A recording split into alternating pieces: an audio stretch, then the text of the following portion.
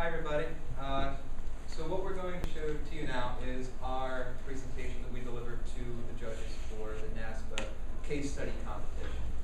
I think we've done a good job of getting all of the background information in here that the judges had access to, but obviously you did not. So we'll get started with that. I do want to let you know the nature of the presentation as it was delivered doesn't really lend itself to discussion during the presentation, but we do have some time for questions and discussion at the end. So if you think of anything that is relevant, any questions about anything, just write it down and we'll open that up once we get to the end. One side note, we competed as Team Rocket, but that is a reference to Pokemon, which I'm not sure if it won or lost us points with the judges, but it came out with the win. So we'll start with the case setting. So this case study takes place at a fictional Atwater University. Now, Atwater University is just your basic traditional four-year institution. It's set at a conservative Midwestern community, founded in the 1890s, pretty solid regional reputation. However, it is known as a bit of a party school. A couple other relevant details, about 12,000 undergrads, some graduate students too who don't factor in too much into this case study. And like I said, they're primarily traditionally aged and most of them live on campus. Another very relevant piece is that there are 11 fraternities and 11 sororities on campus. There's a very big Greek scene at Atwater. And the chapter houses are owned by alumni housing boards for each chapter. This is the cast of characters that are involved. We are going to be assuming the vantage of Dr. John Williams, who's the newly hired as of a year ago Dean of Students. He reports to the President, Dr. Peterson. He also works with Emily Christensen, who works with Alumni Relations, Christy Kelleton, Director of Student Activities, and Bill Johnson, Director of Greek Affairs. Just one side note involving those characters. There's a diversity of those who are relatively new, somewhat new, and have been at the institution for quite a while. And these are all the non-administrator characters. Again, I won't read through everything, so y'all can read it there. But again, it's a smattering of folks who are students, active students, not so active students, alumni, and professors. An important piece here is they all represent dual identities. They are both members of the university community, and they're also a member of the town in which the university is situated. That's going to be an important point to looking at recommendations, that dual identity. So the setting we were given, it's homecoming for Atwater University, and as you know, typical public universities, it's a huge tradition, and being a very tradition-centered campus, it's a big deal. But over the past decade and the last few years, it's become sort of what we've come to think of as homecoming as a drunk fest, if you will, for shenanigans. It does include an annual parade which goes through the town, and it passes the Greek houses, which are near the beginning of the town. And recently, the parade used to have strong support with the town, like they would take part and have floats and stuff, but lately, given the reputation of homecoming and the smattering of students, it's been a lot less town participation. So with that, the trouble that we were provided this year, so over the weekend, the students start drinking as early as 9 a.m., if not continuing from the night before, and they have all the partying going on over at Greek Row. They have a lot, they're donning inappropriate attire, especially the men, wearing such t-shirts saying, like, I can't understand why I'm thirsty this morning, considering how much I drank last night, get her drunk and get her done.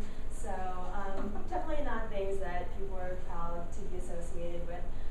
So that was just what happened at homecoming, among other tradition and drinking complaints. The next day there were complaints from the alumni after the weekend was over, and so John Williams, our dean, hears about these things. But Bill and Christy are kind of resigned, saying, well, no one was arrested, no one went to the hospital, so we're kind of in the clear, right? And keep in mind that there was a public safety and police presence at the parade and all during homecoming, but they're just kind of there to make sure nothing goes to the next level.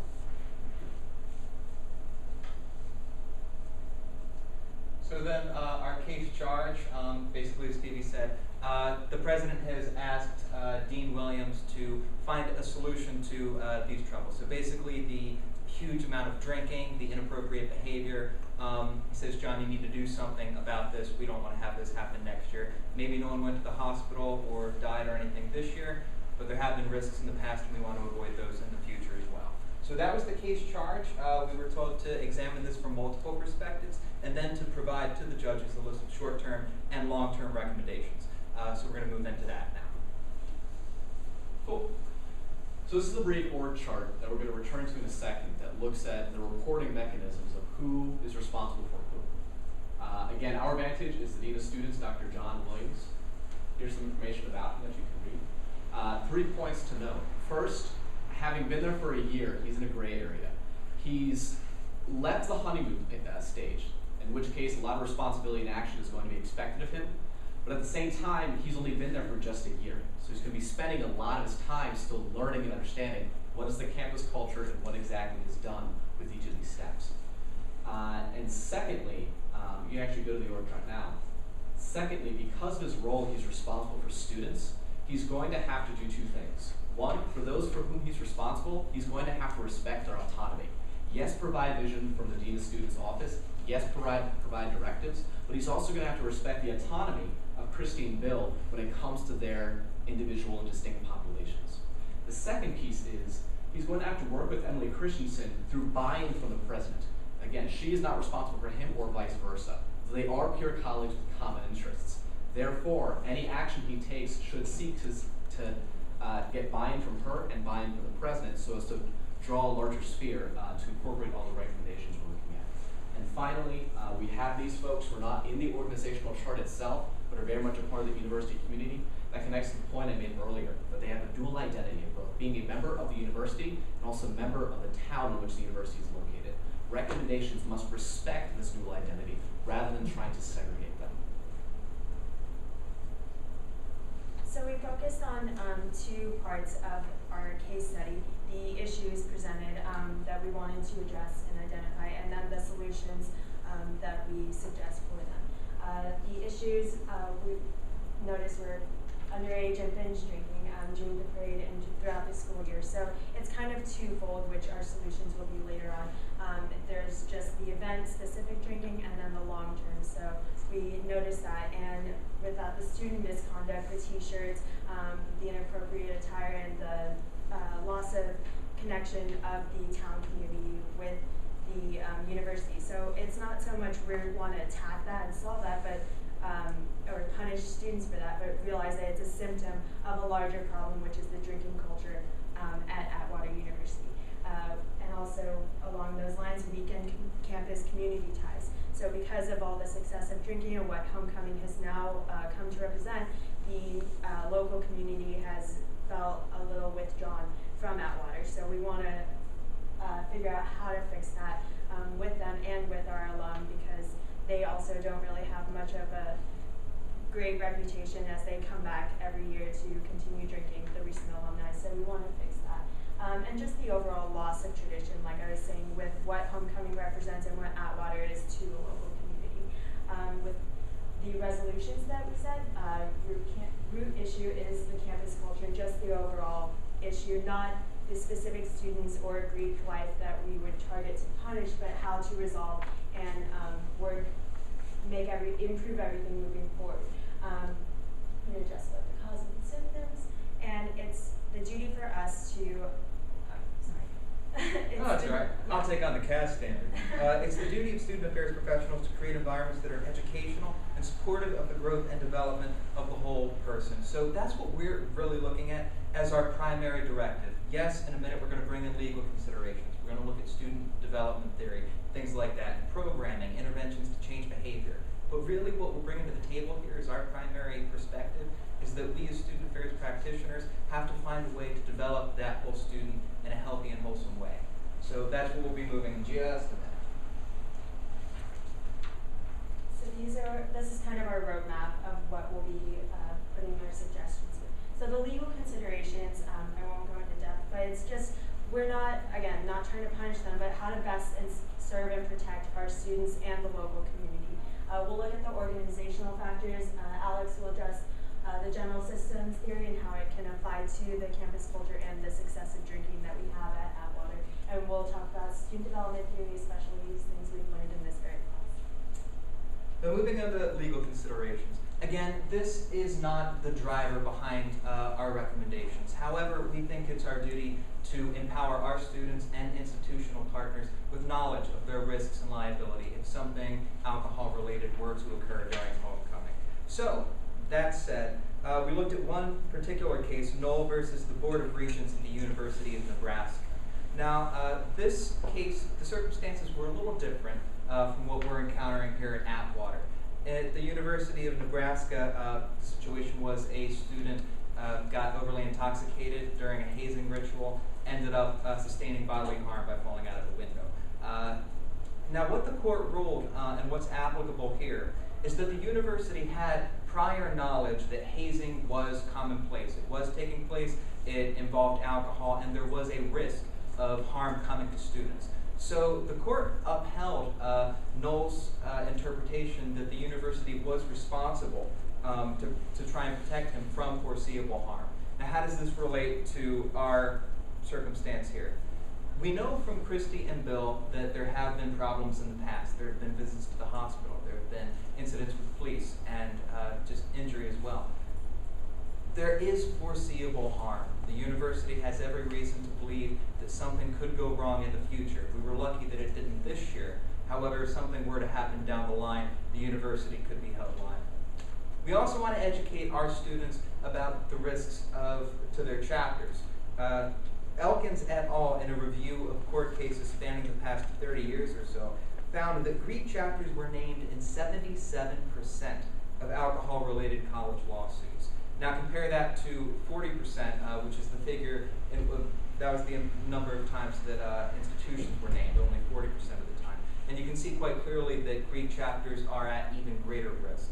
Whether our students know that or not, I guess no in this case study. Now, implications. Both the institution and the chapters might be liable if student harm or death were to occur. Elkins et al. Finished their literature review by concluding that institutions should act as facilitators that provide guidance and support to their students. So there's this sense that fear of liability, fear of risk of being sued, can restrain us from committing to action or can perhaps lead us to take misguided action. We push back a little bit against that, and instead we turn our focus to saying that institutions should focus on the safety and development of the student. Programming interventions should be born from an interest for the student rather than a fear of legal liability. In addition to the legal framework, another theory that can help explain what it is that is going on here is the general systems theory. It argues that for a system to function, its parts must be interconnected and interrelated. Applied here, the question becomes, do the espoused and lived missions of the Greek chapters align with the larger mission of the university? Therefore, our recommendations must find ways to align these espoused and lived missions. So looking at the campus culture at a macro and micro level, we see a kind of a snowball effect. If the Greek life is kind of having all these keggers and raging and drinking excessively, then those who aren't part of that community, their tolerance or idea of tolerance is okay, so it's okay and socially acceptable to drink more. And so it'll continue and spiral out of control until, as it is now, it affects the local community and the perception, outside perception of Greek life. And Neighbors et al. Found that social norms are the strongest predictor of drinking behavior. So we want to tackle and address the snowball effect that's there. He also noted that differentiated approaches to general and event-specific drinking are key in solving and resolving these issues. So, like I was saying, it's two very separate events. It's different certain occasions that are school-specific, but also the culture that is presented at Atwater. And the alumni attitudes are definitely something we want to address as well, since they keep coming back and people are thinking, oh, it's okay that I can graduate and I can still come back and drink and party with my old fraternity. And last, we can throw in some student development theory. In his Vector 7, Schittering argues that students develop integrity when they align socially just behavior with socially just values. This informs our recommendations twofold. One, they must encourage these socially just values. But second, we have to find ways to align these values with the behavior. We have to create space for learning so that those can be learned and be aligned with one another. Edwards and Jones, and actually I'm going to bring up Baxter McGoda right to the top here, because really Edwards and Jones' work comes out of that. This idea of relying on external formulas, right? So the idea that an identity is received without being questioned, without being critically examined. Now Edwards and Jones took that a little bit further and applied it to drinking behavior. There's this idea of performing masculinity. When men come to campus and become members of a Greek organization, much of the time there's this sense of hypermasculinity, where one comes to value excessive drinking, objectification of women, things like that. Now this identity at Atwater doesn't seem to be being questioned. Men are entering Greek organizations, taking on this behavior without really moving past that external formula stage and asking themselves, is this for me? So what we're going to move into for our recommendations is really targeted at furthering that identity development. So our recommendations are twofold.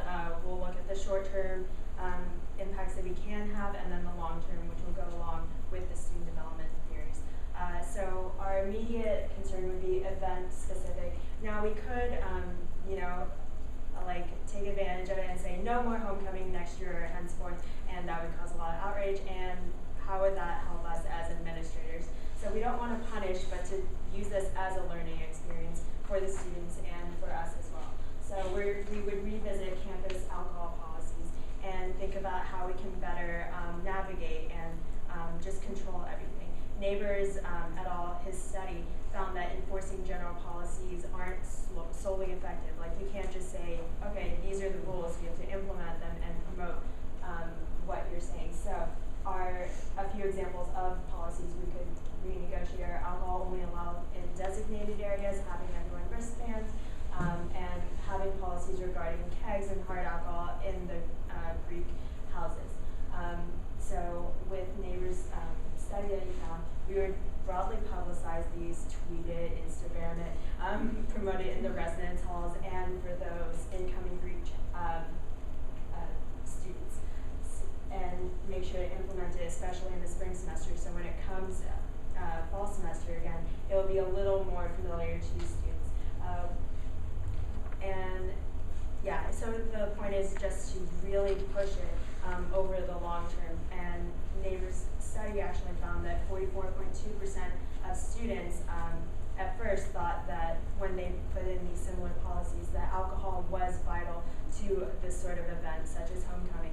And alumni thought 42.9% thought that was integral. Within 5 years of implementing policies and putting them in place, it dropped down to 12.5% of students and 8.3% of alumni thinking that alcohol was necessary to celebrate these traditions. So as you can see, we are, by putting these immediate effects, we're hoping it'll trickle down to our future traditions. And not only that, like I was saying, with punishing, there's nothing positive that would come out of it, short or long term. So we want to encourage non-harmful behavior with our promotions, because this is essentially a tradition that we want to keep going, and we want to change it up. And Alex will actually address the silent majority.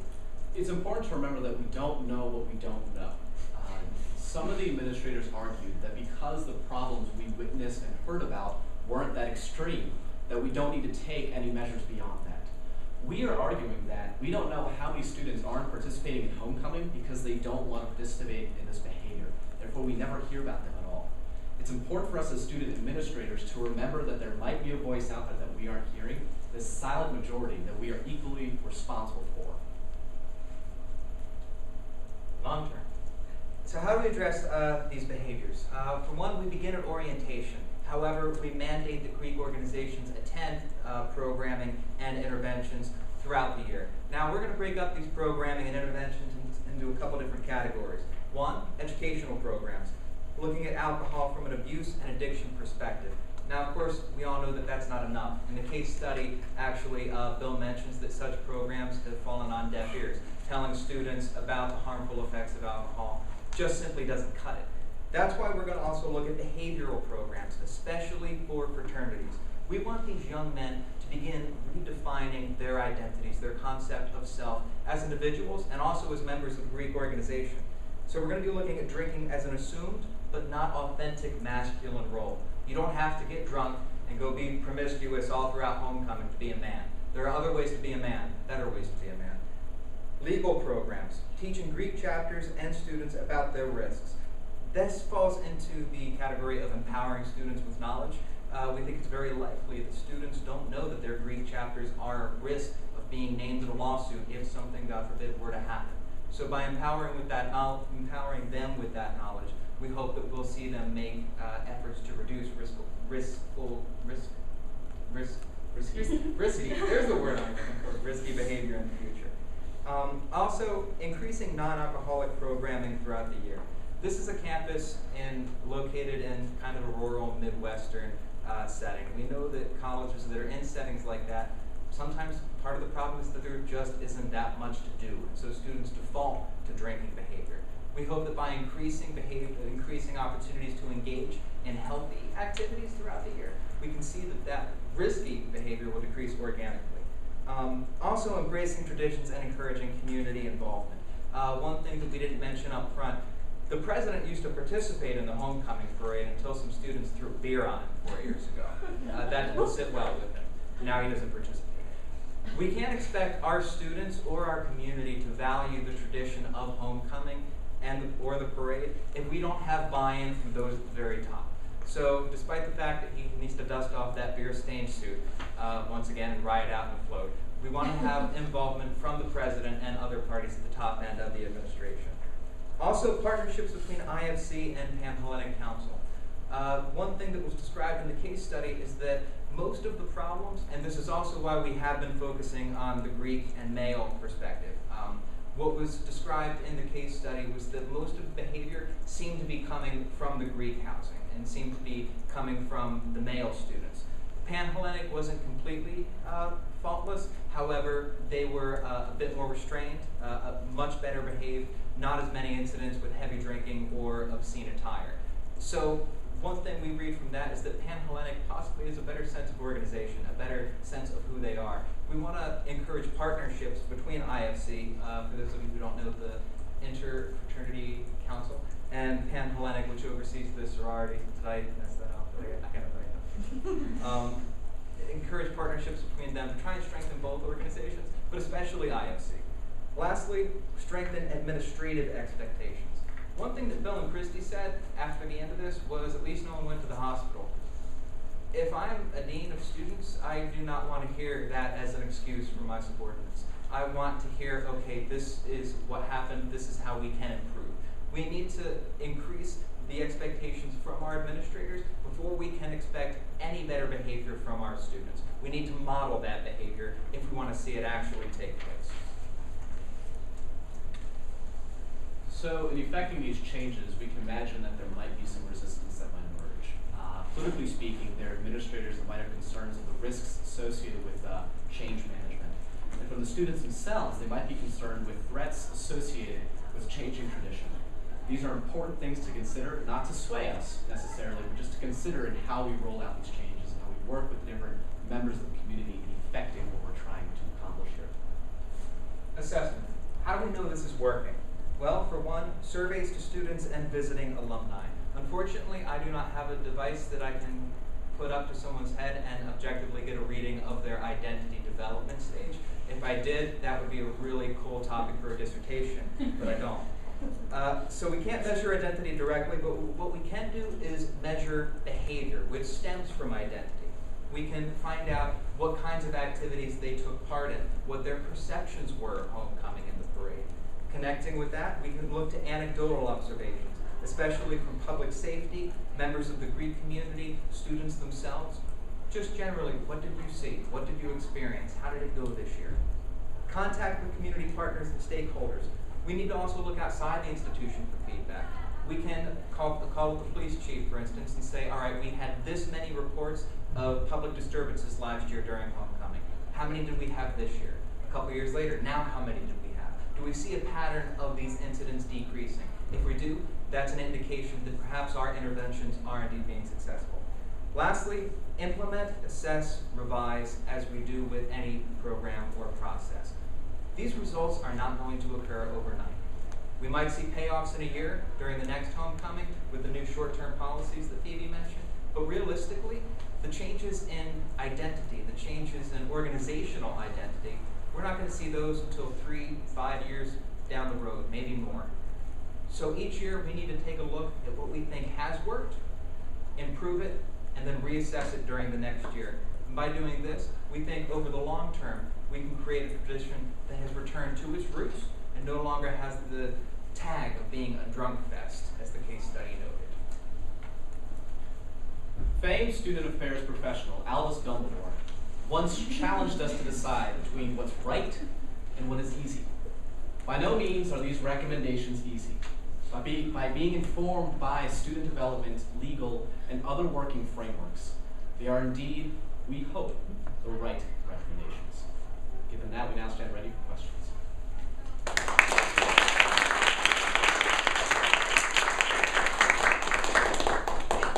No, seriously, questions. Yeah.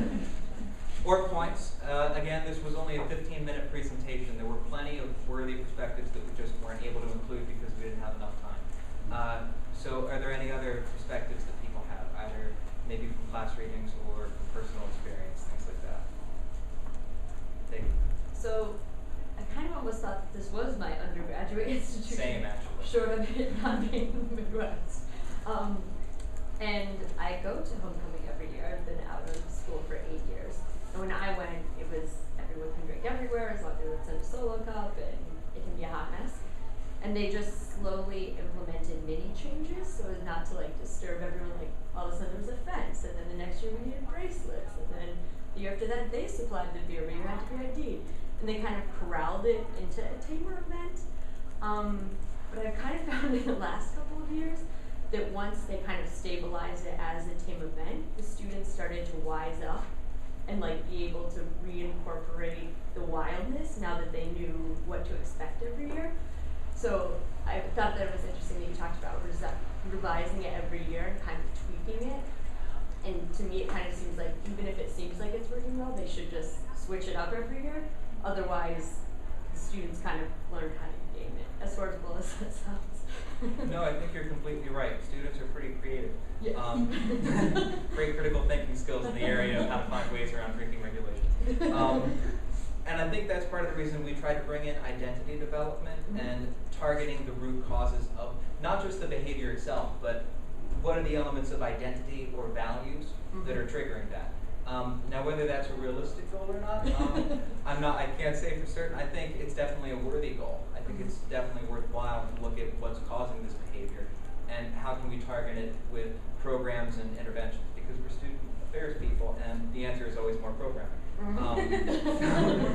Right, so we're not trying to go at it directly, but kind of look at the subconscious and make them a little more aware of like the drinking culture, because we're not going to eliminate it all together at Atwater and everyone's going to be like alcohol free, but we'll make them a little more conscious about why they're doing what they're doing and maybe like realize that there are alternatives on campus. Any other questions? Points? I would make a point, sure, which is, although your task here is really to address the drinking behavior, there's also the educational opportunity involved. So by understanding this through a developmental framework, you're given some tools to address the drinking issue. But the drinking issue also brings up an opportunity to refocus on that kind of growth and development for students. And so it goes both ways. So if you are successful at